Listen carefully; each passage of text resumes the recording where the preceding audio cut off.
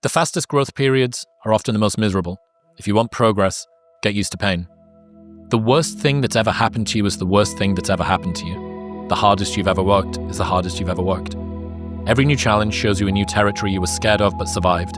Every time you break a new limit, you now know you have the capacity to handle more than you ever did before. It's inverse PTSD, like workload exposure therapy, that teaches you, oh, I've been here before and I didn't die. This is okay. So one of my training partners, what he likes me to tell him when he's in a hard set is, you're fine. That's what he likes me to tell him. Mm-hmm. So he's right at those money sets where you're like, I'm dying right now. And you're like, you're fine. Not keep going, you got this. And a lot of people like that. But he's like, you're fine.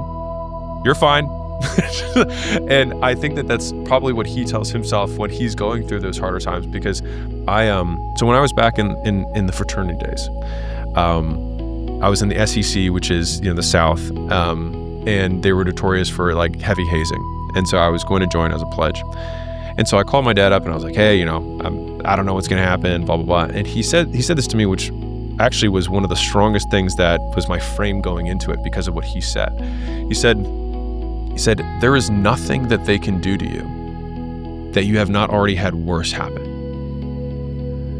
And it was this great they can't do anything worse than what I've already had happen. And so going into all of these, it was this very comical, oh my God. I was like, this is so much not as bad as this other stuff that I've had to go through. And I think that to your point of you have only worked as hard as you've ever worked. The frame of, I can stand it because I am not dead. I am living proof every day that I have withstood everything that I have been through, which I think almost all of us could probably give ourselves a little bit more credit. And the day that you can't stand it anymore, you won't have to.